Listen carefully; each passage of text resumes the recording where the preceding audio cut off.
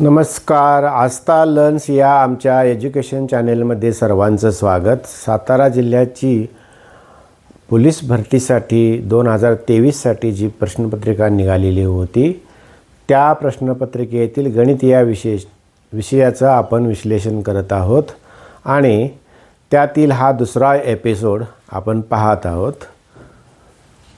या ठिकाणी 4 अपूर्णांक दिलेले आहेत आणि त्यातील सर्वात मोठा अपूर्णांक कोणता असा प्रश्न विचारलेला आहे. यांचे निरीक्षण करायचं आणि निरीक्षण केल्यानंतर मग आपल्याला नजरेनं ओळखू शकतो आपण. 35 एके 35, 35 दोन्ही 70 याची किंमत 2 आली. 20 दोन्ही 40 याची पण किंमत 2 आली. याची किंमत पॉईंटमध्ये येणार कारण अंश कमी आहे, छेद लहान आहे. इथं मात्र अंश मोठे आहेत. 9 एके 9, 9 त्रिक 27 म्हणजे 3 ही किंमत सर्वात या ठिकाणी जास्त आहे. म्हणजे 27/9 हा अपूर्णांक सर्वात मोठा आहे. याच पद्धतीनं खाली काही अपूर्णांक दिलेले आहेत की असे पण प्रश्न येऊ शकतात आणि तुम्हाला नजर टाकून त्या अपूर्णांकातील लहान अपूर्णांक किंवा मोठा अपूर्णांक आपल्याला ओळखता येतो. तर या ठिकाणी दुसरं उदाहरण बघा. 5/4, 6/5, 7/6, 8/7 यामध्ये एक साधर्म्य आहे. पहा काय तर 1चा फरक आहे. अंश आणि छेद यांच्यामध्ये 1चा फरक आहे आणि छेदापेक्षा अंश 1 मोठा आहे. अशी ज्यावेळी स्थिती असते त्यावेळी ज्याचा छेद सर्वात लहान असतो तो अपूर्णांक सगळ्यात मोठा असतो. म्हणजे हा अपूर्णांक सर्वात मोठा आला. याचाच अर्थ ज्याचा छेद दिलेल्या उदाहरणामध्ये सर्वात मोठा असतो तो अपूर्णांक सर्वात लहान असतो. हा एक पॅटर्न तुम्ही लक्षात ठेवा. तर दुसरं या ठिकाणी बघा.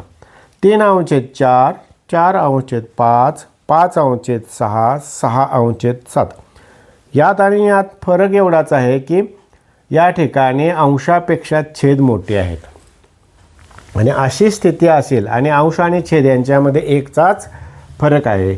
अशी ज्यावेळी स्थिती असेल त्यावेळी म्हणजे अंशापेक्षा छेद 1ने मोठा 1ने मोठा दिलेल्या उदाहरणापैकी ज्याचा छेद सर्वात जास्त तो मोठा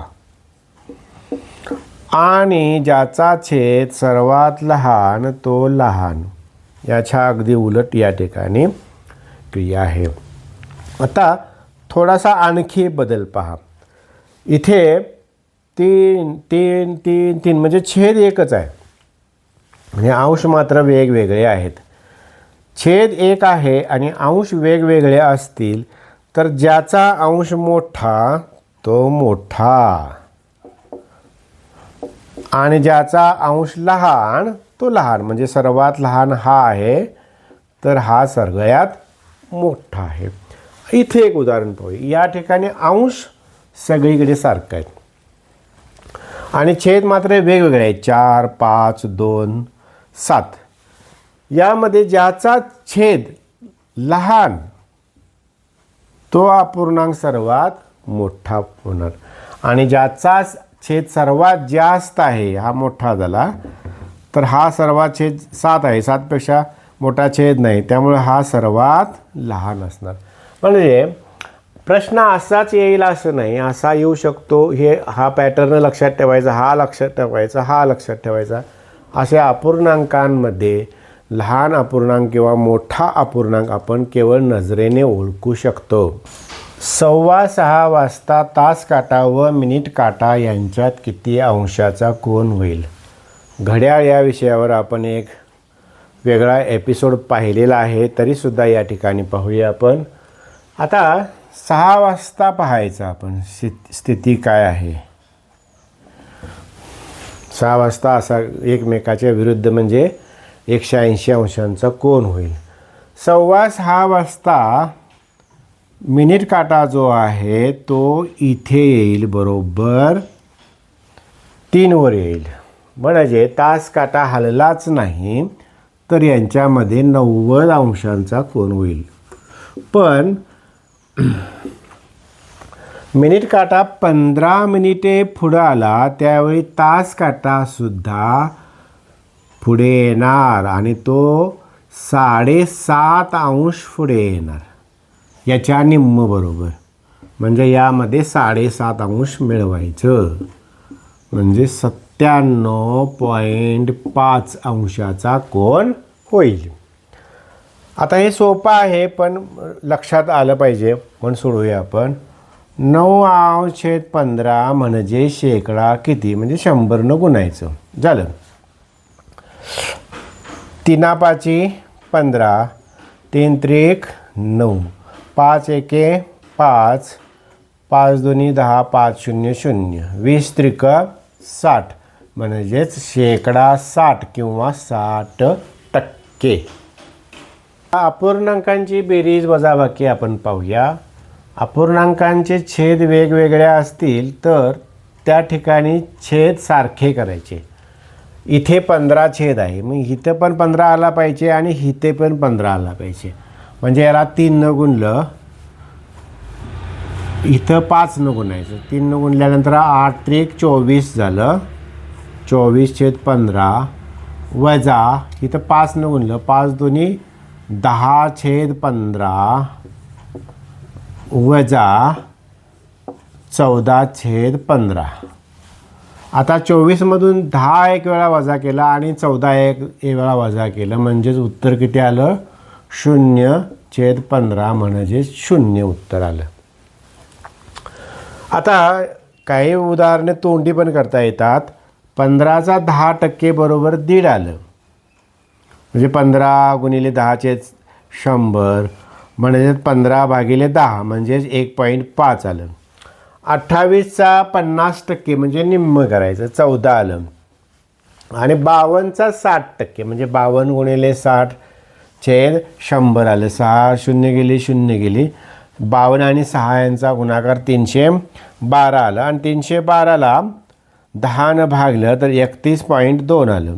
मग आता 31.2 आणि 14 आणि 1/5 यांची बेरीज करायची. यांची बेरीज केल्यानंतर 56/7 हे त्याचे उत्तर होईल. म्हणजे शेकडेवारीची उदाहरणं असतील किंवा टक्केवारी काढायची असेल तर ते सुद्धा अचूक काढता आले पाहिजे.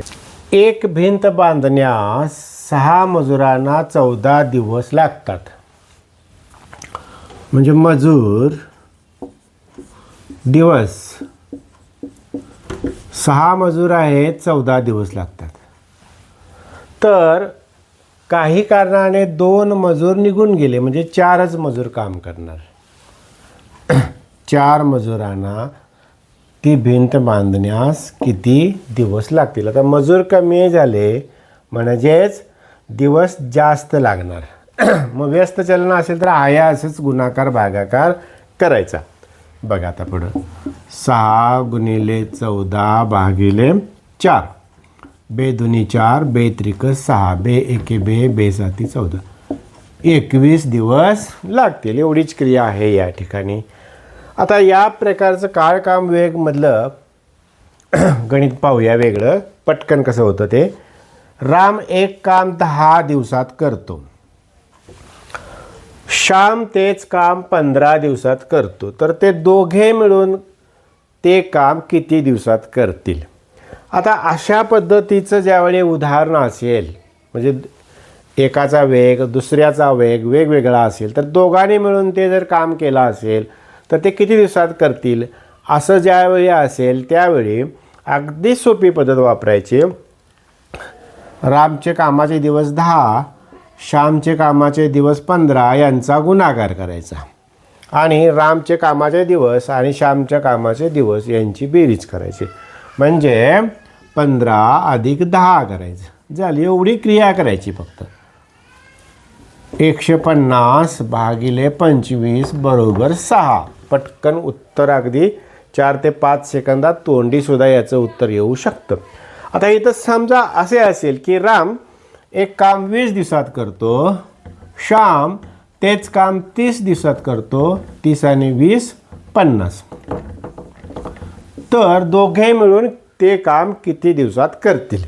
म्हणजे 30 दोन्ही 60/5 म्हणजे 12 दिवसात करतील. किती जलद होतं पहा. अशा प्रकारचे उदाहरणं तुम्ही या नमुन्यातली उदाहरणं अशीच सोडवायची म्हणजे पटकन उत्तर मिळेल. आता शेकडा नफा तोटा त्याचं उदाहरण पाहूया. रामने 220 रुपयास प्रति शर्ट याप्रमाणे चार शर्ट विकत घेतले. ते शर्ट शेजाऱ्यांना 1000 रुपयांना विकले तर या व्यवहारात त्याला शेकडा नफा किंवा तोटा किती झाला. आता खरेदी काढायची. विकत घेतले म्हणजे खरेदी. 220 रुपयास 4 शर्ट म्हणजे 220 गुणिले 4 बरोबर 22×4 = 88 म्हणजे 880 रुपये त्याची खरेदी आली. आता विक्री आहे 1000 रुपये म्हणजे नफा झाला. खरेदीपेक्षा विक्री जास्त आहे.